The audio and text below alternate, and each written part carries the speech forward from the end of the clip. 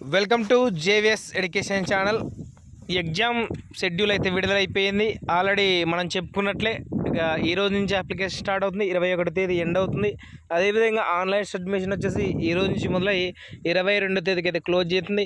ఇటు టీఆర్టీ యొక్క ప్యాటర్న్ చాలామందికి తెలియట్లేదు. ప్యాటర్న్ షెడ్యూల్ అదే 2018 సేమ్ ప్యాటర్న్ అని చెప్పి కొద్దిగా డిఫరెన్సియేషన్ చేసుకొచ్చాడు. ఆల్రెడీ మనం చూసుకున్నట్లయితే 2000 టీఆర్టీ యొక్క షెడ్యూల్ కొంచెం డిఫరెంట్గా ఉంటుంది. అది ఏంటి, కొత్త షెడ్యూల్ ఏముంది అనేది ఈ వీడియోలో క్లియర్గా తెలుసుకుందామండి.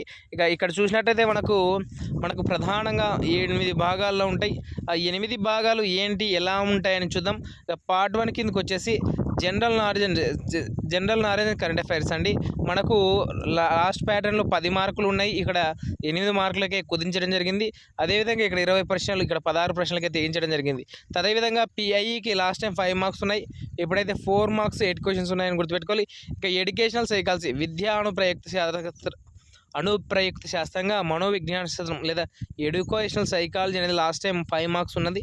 ఇప్పుడు 8 మార్క్స్ తీసుకొచ్చాడు. ఇక్కడ తగ్గించిన 3 మార్క్స్ ఇక్కడ యాడ్ చేశాడని గుర్తుపెట్టుకోవాలి. మొత్తంగా ఈ పార్ట్ 1 సెషన్ మొత్తం కలిసి 20 మార్కులు.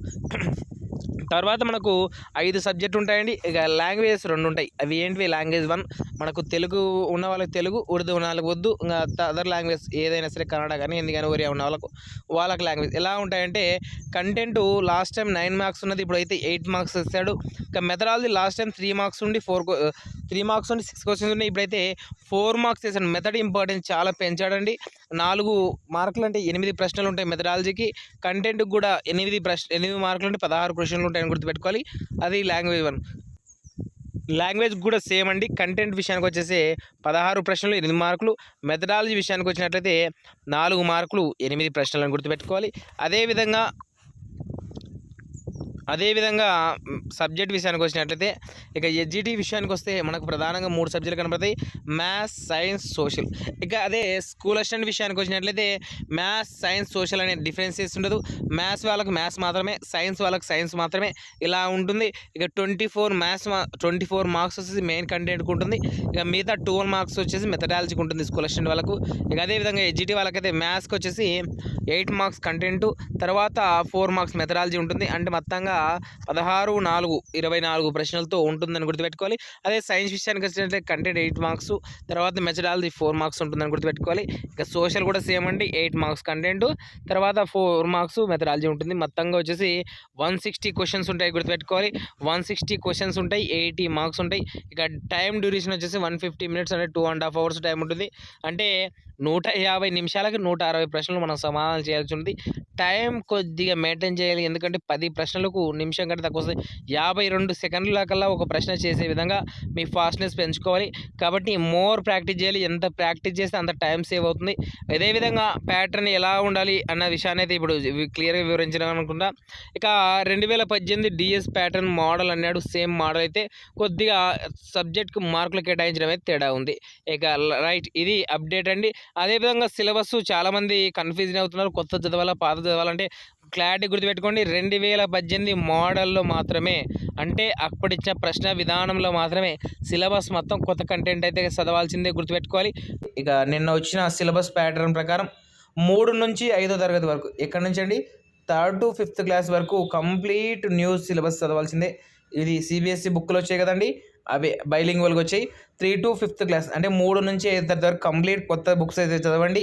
ఇక 6th నుంచి 10th వరకు ప్రీవియస్ అంటే పాత వర్షన్ బుక్కులు, తర్వాత 6th to 9th కొత్త బుక్కులు 2 చదవాల్సిందే. అంటే 2023, 24 2 వర్షన్స్ వచ్చాయి కదా, ఇవి మాత్రం కొత్త చదవాలి. సార్ ఇంకా క్లారిటీగా చెప్పండి సార్ అంటే కొద్దిగా క్లారిటీగా చూద్దామండి.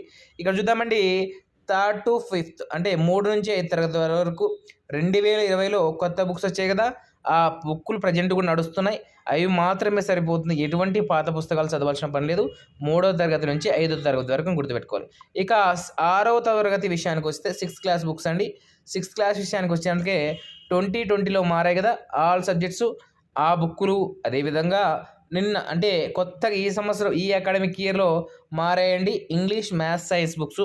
ఇవి మాత్రం కొత్తవి. ఈ 2 చదవాల్సిందని గుర్తుపెట్టుకోవాలి. ఇక 7th విషయానికి వస్తే కూడా సేమ్ అండి. 2021లో మారాయి 7th క్లాస్ టెక్స్ట్ బుక్స్ అన్నీ. వాటితో పాటు 2023లో ఇంగ్లీష్, మ్యాథ్స్, సైన్స్ మాత్రమే మారాయండి. ఇవి కూడా కొత్త బుక్స్ చదువుకోవాలి. ఓకే. 6th 7th 2023 పుస్తకాలు మరియు 2021 అంటే కొద్దిగా తేడాతో వచ్చిందండి. ఏం పెద్ద కాన్సెప్ట్స్ అయితే తేడా ఉండవు, పాత బుక్లే ఉన్నాయండి, అవి చదివినా సరిపోతాయి. ఒక 8th క్లాస్ విషయానికి వచ్చినట్లయితే సేమ్ టు సేమ్ అండి. 8th క్లాస్ చూసినట్లయితే 2013లో మారాయండి. ఓల్డ్ బుక్ అండి, తెలుగు కానించి అన్ని సబ్జెక్టులు. బట్ కొత్తగా 2022లో అంటే లాస్ట్ వచ్చాయి కదా, అవన్నీ కూడా చదవాల్సింది ఉంటుంది, గుర్తుపెట్టుకోవాలి. 8th వరకు న్యూ సిలబస్ కూడా చదవాల్సిందే. ఇక 9th విషయానికి వస్తే మీరు చదవ ఎస్జిటి వరకు అయితే అప్ టు 8th క్లాస్ వరకు ఈ సిలబస్ ఫాలో కావాలి. ఇక లేదు సార్ నేను కొంచెం డెప్త్ చదువుతాను, 1-2 మార్కులు కూడా ఎక్స్ట్రా కావాలనుకుంటే ఇక 9th క్లాస్ విషయానికి వచ్చినట్లయితే ఓల్డ్ బుక్స్ అన్నీ చదవాల్సిందే. న్యూ కూడా నీకు చదివే ఓపిక ఉంది సార్ అంటే కొత్త న్యూ బుక్స్ చదవాల్సిందే 9th క్లాస్ అని గుర్తుపెట్టుకోవాలి. అదేవిధంగా 10th క్లాస్ విషయానికి వస్తే మొత్తం కంప్లీట్ ఓల్డ్ బుక్స్ ఉన్నాయండి. ఇంకా 10th క్లాస్ విషయానికి వస్తే 2014 సంవత్సరంలో పబ్లిష్ అయిన బుక్స్ అన్ని బుక్స్ కూడా చదవాల్సి ఉంటుంది. ఇక ఇది పూర్తి సిలబస్ వివరణ అండి. ఓల్డ్ మేము చదవాల్సిన ఓపిక ఉంది, ఆల్రెడీ చదివాం, రివిజన్ చేసుకుంటాం సార్ అంటే చదువుకోండి. టైం వేస్ట్ చేసుకోకుండా కంటెంట్పై ఎక్కువ ఫోకస్ చేయకుండా గ్రామర్ పాయింట్ ఏవైనా మెయిన్ టాపిక్స్పై ఎక్కువ ఫోకస్ చేసి ఎక్కువ సార్లు రివిజన్ చేసి చదివిన దాన్నే పక్కా గుర్తుపెట్టుకునే విధంగా ప్రాక్టీస్ చేయండి.